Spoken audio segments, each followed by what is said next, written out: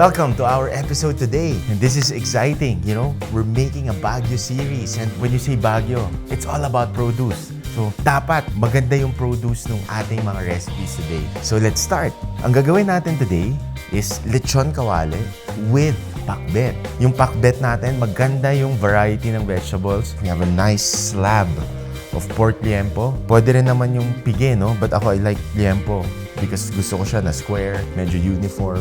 We will boil that until soft. We will put it on standby until we are ready to deep fry it to a perfect, crispy, yummy, delectable, ewan ko, ano ba? Para sinabi ko na lahat. Then, I will let you into a secret, no? How the Kapampahangans do it. How the Pakbet is far better than the rest. Meron tayong clear soda with a mixture of beer. Yan yun. Lalagyan natin a good balance. It's gonna give it a nice sweetness. It's gonna perk up the flavors of the bagoong and all the vegetables. And it's gonna be beautiful. So, start na natin. So, we put a nice amount of sea salt, cracked black pepper, bay leaf, good amount of patis, maybe more salt, and we mix this. I want our liquid to be on the salty side para mag-absorb yung pork natin, okay, mag-absorb ng maganda so that obviously our lechon kawali will be flavorful. So this one, whole liempo with some of the ribs attached at the back so it retains its shape. Pasok na natin siya. We will leave that and let it boil and until it becomes a little bit tender, not too tender because baka hindi na natin siya ma-deep fry, hindi na natin siya ma-contain, no? What we're gonna do is we're gonna combine this, no? We will top this on the pakbet later. Wow! This is really exciting. Okay, so while we're waiting, let's put our attention here sa ating pakbet. Ang una natin gagawin is lalagyan natin to ng water. I will teach you a technique na malalabas natin yung color and yung flavors ng ating atsuete or anato seeds. There, mga 15 minutes. Actually, pag ginagawa ko to, dinadamihan ko na. I put it in a bottle so that anytime meron akong atsuete oil. Ang daming pwede paggamitan, no? It really gives a good color to our dishes. And essential siya for our pakbet. So while this is happening, putulin na natin yung ating mga vegetables. So let's start with our eggplants. Eggplants, babad sa water so it doesn't oxidize. Yung okra, I will leave it whole. Ayoko yung parang naglalaway siya, no? Tomatoes, we quarter. Then we spoon out. We deseed it this way. A knife will also do, no problem. Sigarilyas.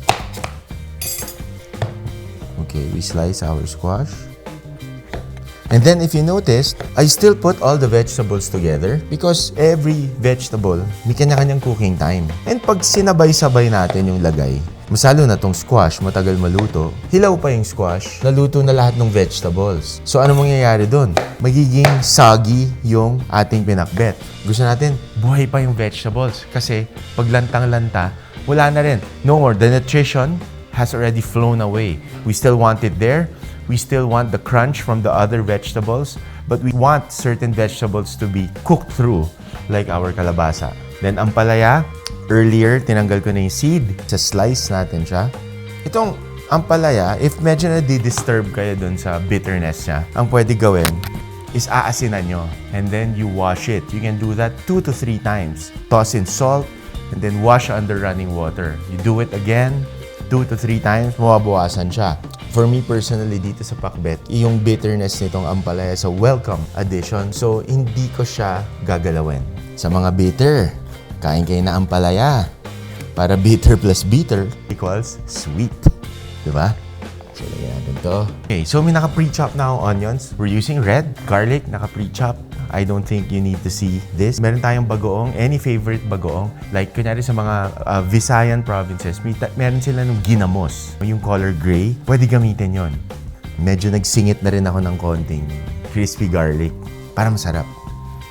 Okay, balik tayo dito sa ating pork so that medyo mapabilis yung process. I-cover natin siya. Okay. Let's check.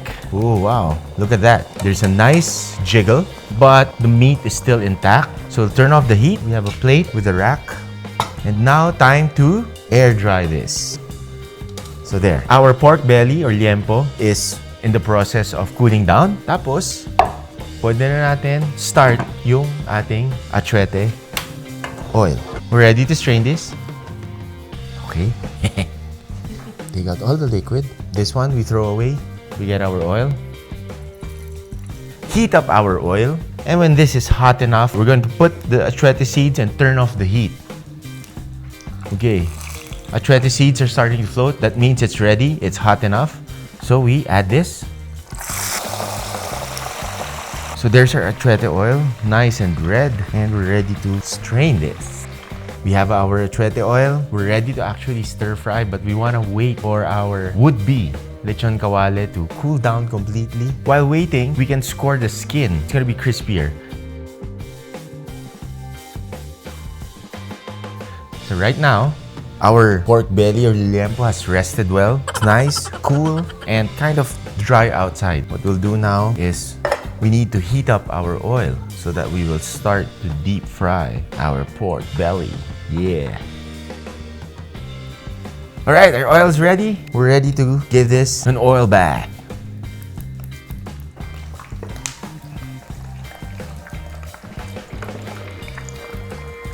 There. Liempo is ready. You have to be very cautious with the oil. So I was protecting myself with the, this was my shield a while ago. So that's our Lechon Kawali. And, whoa, can you hear that? It's still sizzling. So let's just set this aside and we can start our pakbet. Pakbet time. We have our achuete oil. We'll heat up our pan. The key to a successful sauté is a very nice hot pan. So you get to caramelize everything that we need to caramelize for flavor.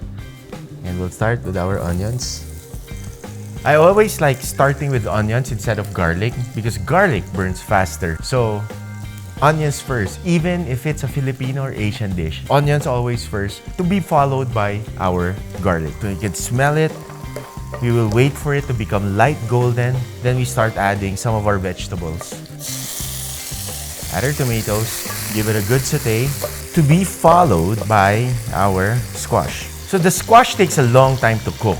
That's why we added it first. And we have a timing, no? This is gonna go in for a few minutes. Actually, we can add our bagoong at this point also. After sautéing, it's gonna need some sort of like steaming. Instead of just water, we can put beer instead of water. So we'll wait for the squash to kind of cook and then we start adding our other ingredients. Mahilig sa beer yung kalabasa natin. One more round. I add beer instead of water. I mean, it's already there. We're really gonna add it. The beer, when it evaporates, of course, it has more flavor. Also, as the beer evaporates, it has sugar, no? So there's going to be a little bit of sweetness added to our pakbet, no? In fact, later we'll have some clear soda to tie in everything. Okay, our squash, our kalabasa is ready. Let's add our okra to be followed by our sigarilyas. Alright. Time for our French beans. Oh, by the way, you wanna know if your squash is ready? When you use a knife, there shouldn't be any resistance. Then you know that it's ready. Time for the ampalaya. And then time to tie in all the flavors. So we put one more swig of beer. Clear soda. Oh yes. Let's not forget our eggplants. Squash flowers are gonna go last because it's the fastest to cook. Squash flowers go in. You know, in the mga Ilocos provinces, this is so normal.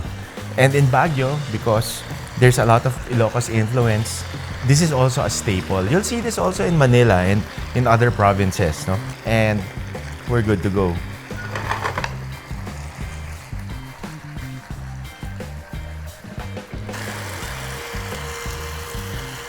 I think this is ready. We're good to go. Not too much sauce, just a nice coating on the vegetables, so we should transfer it.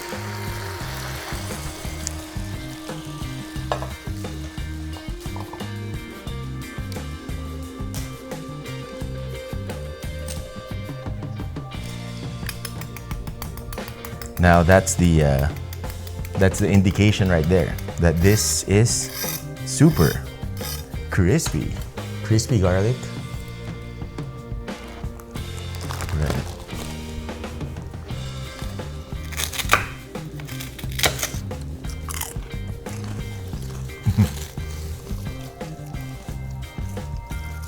Then of course, our main. So we're using our scoring as our guide. And on top. Super duper crispy Lechon Kawali and Pakbet. The way I grew up eating it. No secrets. From my home to your kitchen.